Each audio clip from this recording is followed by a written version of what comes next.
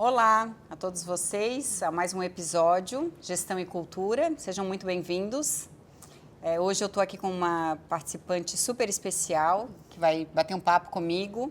É a Ana Cristina, ela trabalha com consultoria na área de gestão de pessoas há muitos anos. Já vai falar com vocês sobre toda a experiência dela na área. É parceira hoje da Plural, então é um grande prazer tê-la por perto. Marina também está conosco aqui para ajudar nessa mediação de toda a entrevista. Ana, seja muito bem-vinda ao nosso bate-papo. Hoje a gente vai conectar cultura aos subsistemas ou processos de gestão de pessoas, né? Então, eu queria que tu te apresentasses um pouquinho e depois a gente começa a trocar uma ideia sobre o nosso tema. Primeiro, obrigada, por estar aqui com vocês. É um prazer estar aqui conversando um pouquinho, sobre toda essa questão dos processos de RH, do envolvimento junto com a cultura organizacional da empresa. Bom, eu sempre trabalhei na área de recursos humanos, fiz a minha carreira toda em empresas, primeiro na parte de empresas, trabalhando, e depois começando, então, a me empreender, empreender como consultora. Também dei aulas em 2 faculdades, com as disciplinas também de processos, de recursos humanos, de liderança, então sempre nesse meio, sempre trabalhando e procurando me desenvolver e aprender cada vez mais, que é uma coisa contínua que a gente tem que fazer na nossa vida profissional. Legal, Ana, seja super bem-vinda. Vocês também super bem-vindos. Lembrem de curtir, compartilhar, comentar, mandem suas perguntas que a gente responde aqui e se inscrevam aqui no nosso canal para acompanhar as nossas conversas. Ana, achei interessante que tu já trouxe na tua fala, a Anas agora temos, Temos uma dupla de Anas. Temos uma dupla de Anas. Isso. Processos de RH e cultura. Costuma ter um pouco entendimento assim sobre o que é uma coisa e o que é outra, Costuma se colocar muito dentro do mesmo chapéu. Acho que a gente pode trazer um pouco mais de clareza, sobre as diferenças de uma coisa e de outra, Ana, Paulo. Bom, eu vou começar, depois eu passo a palavra para ti. Vamos lá. Então, eu costumo falar, que a cultura ela tem como missão conectar as pessoas à estratégia do negócio, Ela é a cola que liga, as pessoas àquilo que o negócio precisa executar enquanto objetivos, enquanto diretrizes estratégicas. Então, a cultura, ela envolve, sim, todos os processos que envolvem gestão de pessoas, mas mais do que isso, Então, há uma confusão, normalmente, dentro das empresas que acreditam que cultura é um tema... talvez até mesmo muitas vezes se confundindo com o clima, Ana? Sim. E aí é onde muitas vezes se espera que resolvendo as questões dos processos de gestão de pessoas, de recursos humanos, a gente consiga resolver esse problema de cultura, Então, e na verdade isso acaba não acontecendo. E é o contrário, na verdade, Porque o RH tem que dar o apoio para a cultura, para fortalecer a cultura da empresa, Então, e eu acho muito legal isso, porque quando a gente escuta muito falar sobre o RH estratégico, um RH estratégico não entende cultura, não é um RH que está sendo estratégico na prática, Então, a cultura, ela é justamente a maneira de você tomar as decisões e agir dentro do teu negócio. E os processos de gestão de pessoas são excelentes incentivadores, ou bloqueios para que essa cultura seja bem sucedida, Sim. Como é que tu enxergas isso no teu dia a dia enquanto consultora, Ana, assim, dentro das empresas, esse impacto de processos que às vezes são implantados sem considerar efetivamente o que a empresa quer alcançar no futuro ou sem considerar a cultura que é vivenciada no dia a dia? Como colocasse bem, assim, a questão da cultura organizacional, ela é fundamental, que a empresa tenha muito bem definido, a partir, inclusive, do seu fundador, administrador, enfim, qual é a cultura da empresa, quais são os valores, quais são as políticas, o que realmente ela quer, dentro da organização.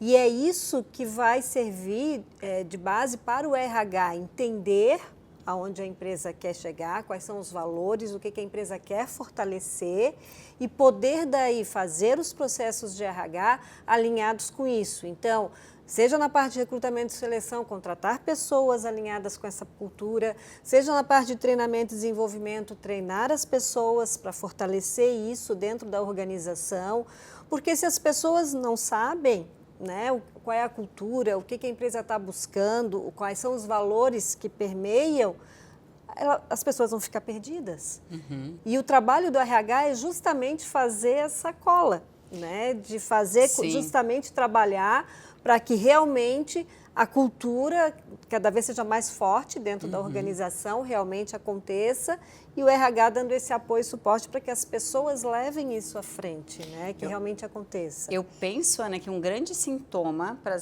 de que a empresa não possui uma cultura clara ou não está atuando nela de maneira consciente é quando o RH ele assume funções que deveriam ser atribuídas às lideranças. Né? Então, tem empresas que acreditam que precisa dar um feedback para o colaborador. Então, chama o RH. Né? Precisa fazer... Não, chama o RH. Deu um conflito no time, né? Chama o RH para resolver. Então, empresas em que essa cultura não está clara e que o RH não está posicionado, né, com o chapéu que deve vestir...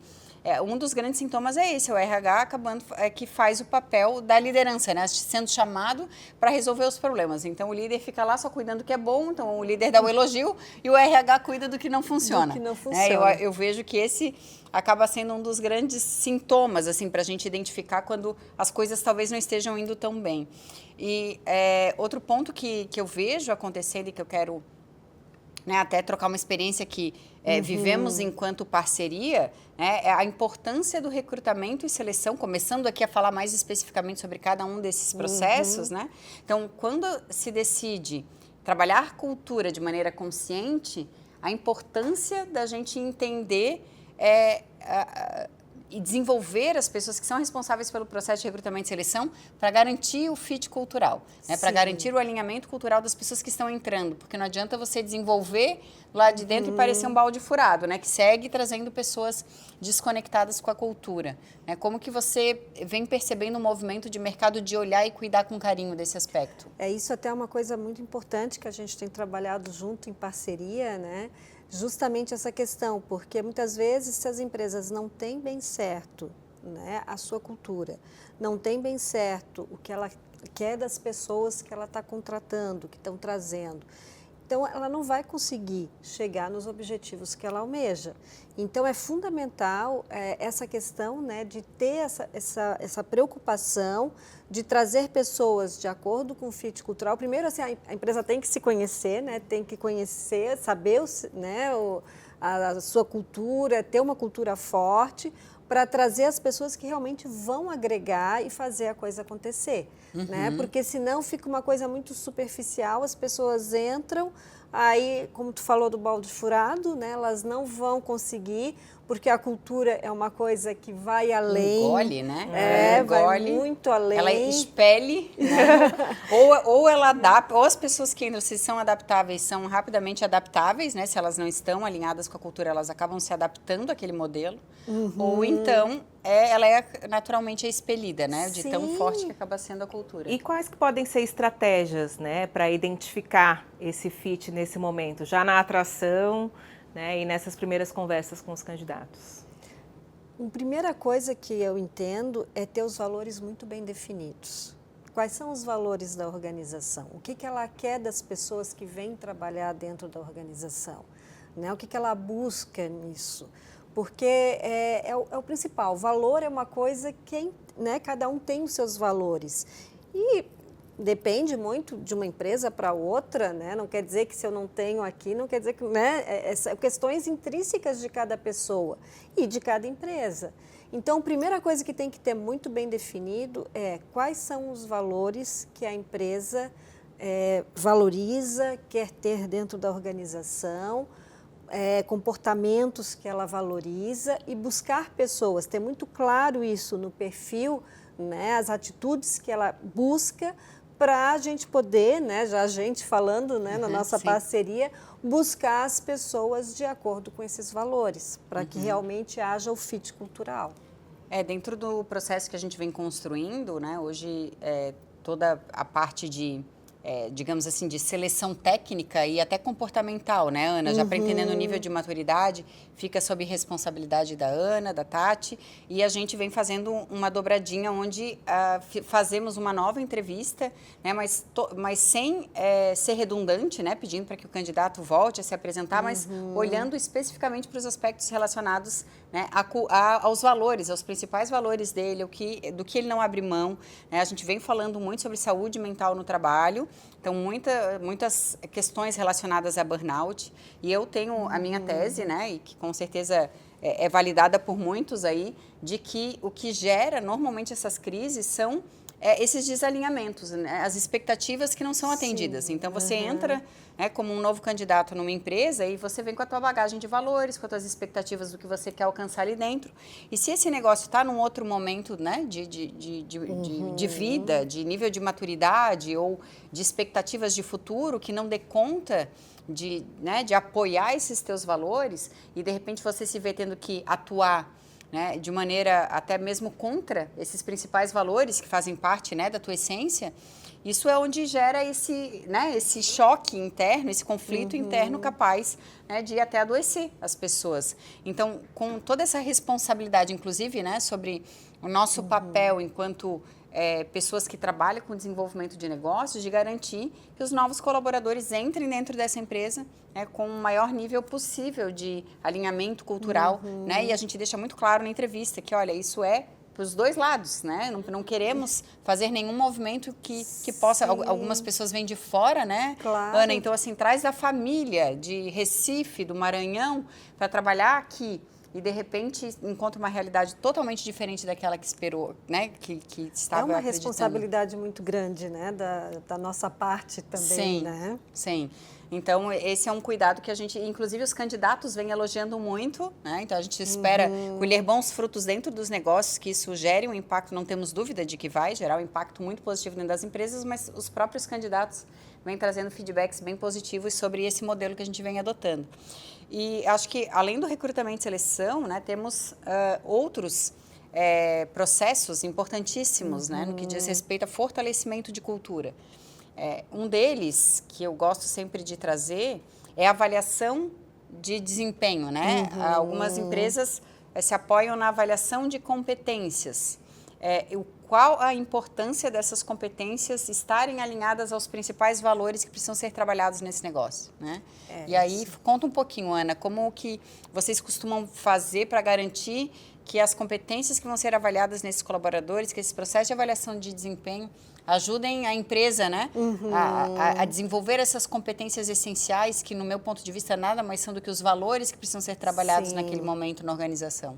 Não, isso é fundamental também. E, mais uma vez, né, o trabalho vem junto, né, primeiro com a empresa, primeiro com a alta administração, com a liderança, justamente para ver quais são os valores da empresa, que a gente tem, né, o RH tem que ter isso muito dentro, assim, saber, entender quais são esses valores, quais são essas competências que são essenciais e que precisam, então, ser transferidas, né, estar presentes na avaliação de desempenho, na gestão de desempenho. Eu sempre costumo falar de gestão de desempenho porque eu vejo como um processo contínuo de desenvolvimento que vai atrelando com todos os outros subsistemas, os outros processos de RH, para justamente fortalecer e cada vez engajar cada vez mais os profissionais, porque se eu sei, né, quais são as competências, quais são o que a empresa está esperando de mim, está alinhado, né, dentro dos valores da empresa, eu com certeza vou conseguir dar o meu melhor e trabalhar, porque senão fica uma coisa perdida, uma coisa solta, que não vai dar né, a base para que a empresa possa se desenvolver, para que a pessoa possa se desenvolver, para que haja todo um crescimento conjunto, senão fica uma coisa muito limitada. Isso gera, inclusive, problemas, às vezes, de segurança psicológica, né? Porque a gente está falando aqui de avaliação, mas, enfim, dá para fazer um link muito claro com os rituais de feedback e outros rituais de gestão, né? Mas a Marina acho que ia falar alguma Não, coisa. eu ia comentar que isso só reforça a necessidade do papel do RH estratégico de estar na mesa discutindo estratégia para estar conectada não só com os valores, mas com a visão de futuro, porque a avaliação de desempenho, por exemplo, pode ser um grande indicador de que tipo de desenvolvimento eu preciso trazer, né? De que tipo de treinamentos eu preciso trazer para a empresa. Com certeza. A gente, né, passou por uma situação de conversar com um cliente que estava buscando um treinamento. Na conversa, para a gente ficou muito claro que a empresa ia entrar num ritmo de crescimento forte e que tinha uma cultura um pouco mais tradicional. E o RH estava buscando Mudar a cultura. mudar a cultura. O RH decidiu mudar a cultura. Decidiu, estava indo por um caminho que a gente olhou assim, isso alguma não coisa vai errada. apoiar o crescimento da empresa. Claro. Né? Então, essa é a importância do RH. Tem alguma coisa errada nessa, né? Porque aí a gente começou a fazer pesquisas, né? Porque sempre na construção de proposta a gente dá ênfase, né? Para olhar, para conversar com esse CEO, com esse fundador, entender realmente quais são as necessidades de negócio, visão de futuro, né? Então existe todo um cuidado nessa construção. E muitas vezes essa demanda vem do RH e às vezes a gente precisa confiar que o que está vindo é o que é coerente. Mas quando tu olha para o cenário, né, que tu vai fazer uma investigação um pouco mais profunda, entende o momento da empresa e vê que o que está vindo é totalmente discrepante do que aquilo que viria se realmente essa conversa fosse feita com o fundador, mostra, né, o quão é importante, assim, esse fundador ou esse CEO trazer o RH para a mesa, para perto dele, trazer para o lado dele, né? Porque senão acaba sendo, né? A gente fez uma brincadeira que é mudar a cultura, mas é praticamente isso que a gente enxerga. Processos, porque quando a gente tem avaliação de desempenho conectada aos principais valores que a gente quer desenvolver no negócio e desenvolve projetos de treinamento e desenvolvimento que vão trabalhar, né, de forma a mexer esses ponteiros dessas competências que a gente quer evoluir ou desses valores que a gente quer ver acontecendo na ponta, fica muito mais fácil tu perceber o teu valor também enquanto profissional, né, Ana? A gente vai entendendo, vai enxergando que o nosso trabalho ele está contribuindo para algo maior, porque não é à toa que a empresa decidiu ter essa cultura, não é à toa que a empresa decidiu que é para esse lugar que a gente quer caminhar, né? Então, e o que me dói muito assim é quando a gente percebe às vezes, profissionais nos procurando e pedindo orçamento só para dar conta de orçamento que não foi utilizado durante o ano, né? E sem pensar especificamente, eu quero um team building, tá? E precisa por quê? Quais são as dores que você está sentindo que está te trazendo que você precisa fortalecer o time? Né? Onde que aparece isso, né? Em que cenário você mapeou? Ou então aquela coisa de ver muito que está na moda, né?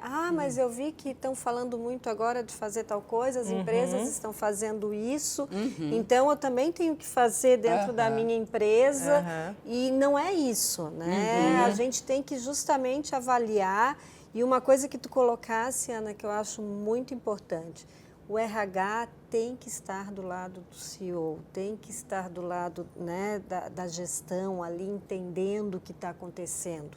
Não é uma coisa à parte, né? Ele tem que entender para justamente poder dar o melhor de si também. E aprender também sobre o negócio, né? E poder fazer a coisa acontecer, ajudar, realmente poder auxiliar, né, nisso. E empresas menores, talvez que não tenham toda essa estrutura constituída com o RH fazendo parte desse contexto, né, esse fundador precisa dar conta desse recado. Então, no final das contas, é ele que vai ter que fazer esse papel, né? Sim. E de entender quais são os recursos, quais são as ferramentas, né, quais são os processos importantes para mover as pessoas em prol dessa cultura, né? E entender como todas essas coisas se conectam para trazer a tão famosa mensurabilidade, né? Se a gente consegue avaliar a evolução de uma competência que estava impedindo a gente de alcançar um resultado, tudo isso consegue trazer mais clareza, a gente consegue ver impacto no negócio, né? E a gente está falando aqui a gente acabou pulando, eu fui, né, do recrutamento e seleção, pulamos para avaliação de desempenho, treinamento e desenvolvimento, mas tem uma etapa aqui bem importante também, que é o onboarding, né, integração. Sim. Então, esse é um outro momento, assim, onde a gestão de pessoas assume o protagonismo de construção, que se eles soubessem a importância que esse momento tem para que tu possas posicionar esses novos colaboradores já como embaixadores da cultura, né?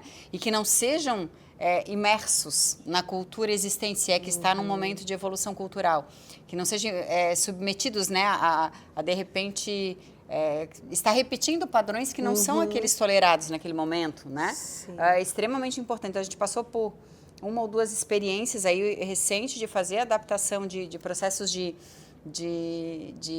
integração, e que num deles eu até trouxe a brincadeira, assim, né, de, olha, tô quase comprando tudo, né, porque a ideia era trazer um pouco mais esse olhar de mercado, para o negócio, e a mudança foi tão bacana, assim, frente ao que foi proposto, que eu saí de lá querendo, né, comprar todos os produtos do negócio, assim. Eu disse, opa, então acho que está funcionando, porque se eu, né, sabendo do que fazia parte, sair inspirada, como não estão saindo os colaboradores? Então, penso que é uma outra etapa bem importante, né, Ana, quando a gente pensa em estruturar o RH dentro da empresa. E o onboarding é uma coisa que cada vez mais tem se dado, né, se olhado mais justamente por conta dessa questão toda, né, porque as pessoas antes entravam nas empresas, e aí? E agora?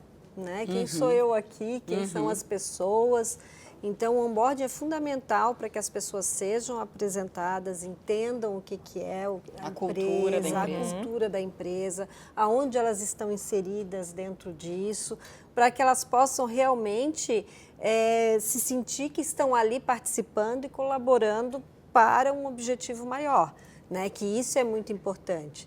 E outra coisa que me trouxe também, falando do onboarding, e que eu acho muito importante dentro da área de recursos humanos também, e para a empresa como toda, é a comunicação. E o onboarding é também o primeiro momento que a pessoa começa, né, a ter a comunicação, a entender a empresa, entender a organização. E eu vejo que esse hoje é um dos grandes problemas, né, dentro das organizações, né? E daí entra o endomarketing, né, com toda a parte de comunicação interna, para que justamente a cultura seja transmitida a todos, que as pessoas estejam integradas, que as pessoas entendam o seu papel.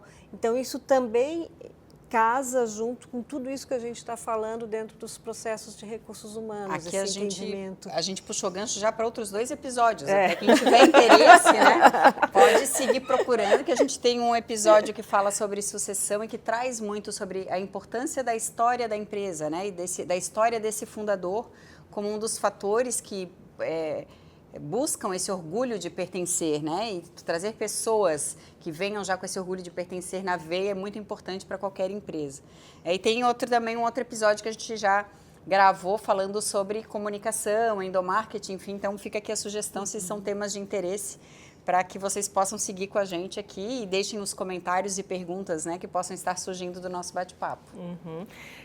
Só retomando no processo de integração, eu geralmente vejo 2 situações, né? Ou a pessoa que fica meio perdida, ou aquela acaba assim quase se desmotivando porque se torna um processo muito maçante, muito técnico, né? E existe uma oportunidade de trabalhar de outras formas nessa integração, porque essa pessoa ela está chegando muito animada por estar entrando numa empresa nova, mas também um pouco receosa, né? Tem uma ansiedade ali para ser tratada. E tem formas mais leves de fazer isso. A gente até trabalhou recentemente com gamificação, né, Ana? Quer contar um pouquinho sobre isso? Então, na verdade, desde o processo, a partir do momento que a gente define valores, define comportamentos esperados, né, dentro de um processo de evolução cultural, a gente acha bacana criar formas, né, que sejam, de repente, mais lúdicas, para que esse processo possa ser internalizado e cascateado dentro da empresa.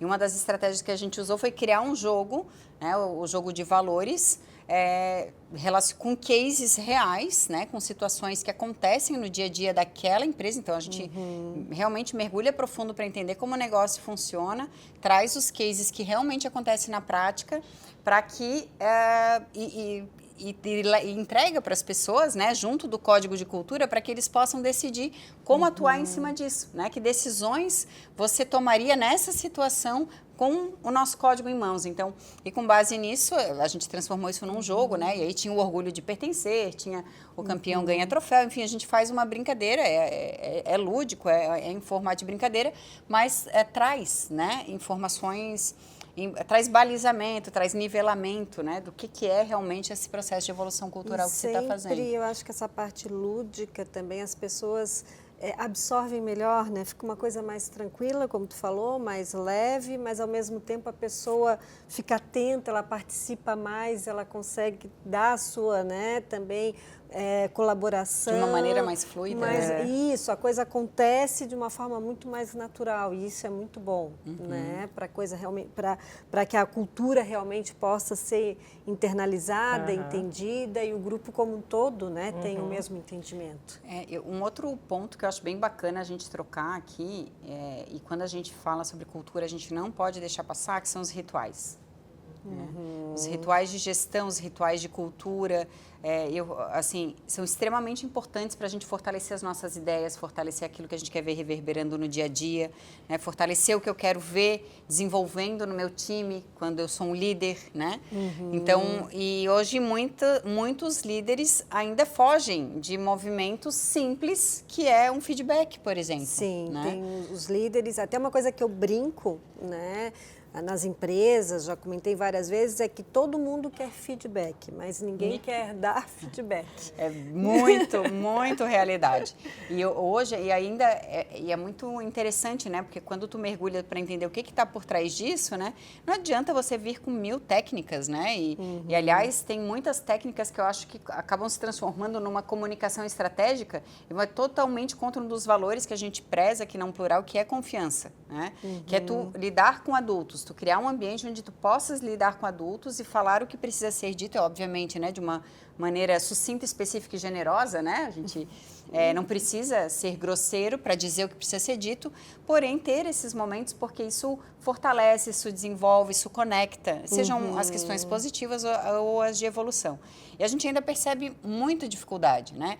E se eu quero evoluir a minha cultura, se eu quero fortalecer a minha cultura e os meus líderes ou as pessoas entre si, porque não é só o líder que precisa dar feedback, né? O líder é o mínimo que a gente espera. Sim. Mas que bacana seria criar conseguir criar um ambiente onde a confiança ela é tão forte que as pessoas entre si possam dar feedback Sim, o quanto estão ou não atuando em prol dessa cultura, né? Então, esse é o cenário ideal que a gente espera ver acontecer um dia e com certeza já temos empresas aí que são exemplo disso, né? E empresas que hoje já está mais comum, né, trabalhar remoto, muita gente voltou, mas né, muita gente continua remoto ou híbrido, né? A importância desses rituais para manter essa cola entre as equipes, para manter a cultura é um desafio e um caminho para manter isso. E quando a gente fala em rituais, a gente está falando dos feedbacks puros e simples, a gente está falando da avaliação de desempenho, a gente está falando das reuniões que a gente chama de one-on-one, que nada mais é do que ter um momento onde se fala abertamente sobre, de repente, carreira, que o líder se abre para receber também um ponto de vista, né, do seu liderado, daquilo que ele pode estar evoluindo enquanto liderança, ou de como ele pode estar tirando da frente os obstáculos que estão impedindo ele de alcançar os resultados que ele quer alcançar. E é incrível, né? Eu vejo assim como é importante a questão do feedback, porque como acontece às vezes de pessoas, né, serem às vezes desligadas de uma empresa e não sabem por que estão achando que estavam fazendo tudo certo, achando que estava tudo ok e de repente não, mas não era isso que estavam esperando dela. Por quê? Porque não tinha um feedback ou não tinha um feedback claro também. E o feedback não dá, assim, a gente tem vários tipos de feedback, como tu falou, assim, né? Então, assim, não dá para esperar 6 meses para dar um feedback. Né? Sim, uma nova avaliação de desempenho. A gente tem que dar os feedbacks pontuais também, as coisas acontecem, seja positiva, seja negativa, já tem que ter esse feedback constante para poder, já tem que ter essa prática, seja numa reunião one-on-one, para poder também apresentar, mostrar. Senão a pessoa ela acha que está fazendo tudo certo, acha que está, né, dentro do que é esperado e de repente ela é surpreendida. Né? A mesma coisa, até pegando um outro gancho, Ana, me permite aqui, que é a questão de remuneração, de benefícios.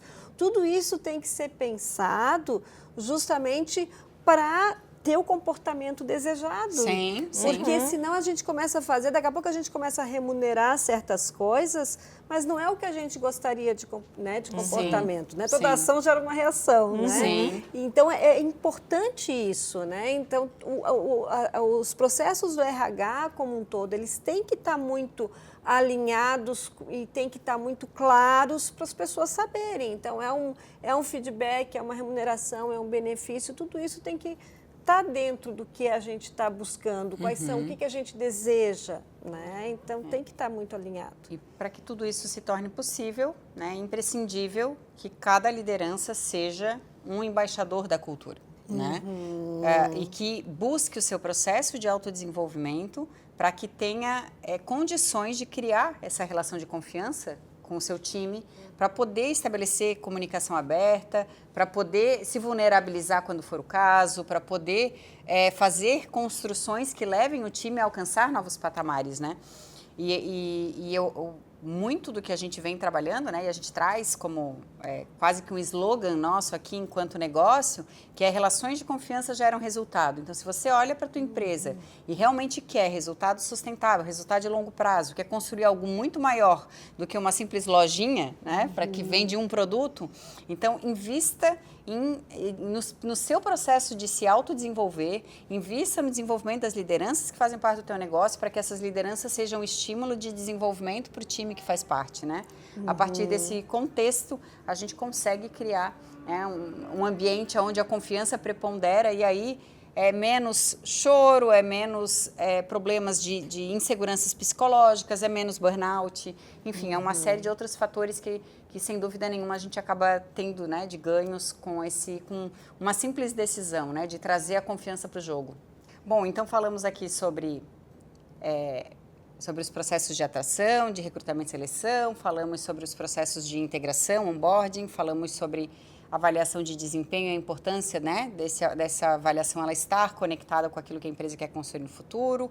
Falamos sobre o desenvolvimento das lideranças, sobre a importância da remuneração estar conectada e abraçando tudo isso, né?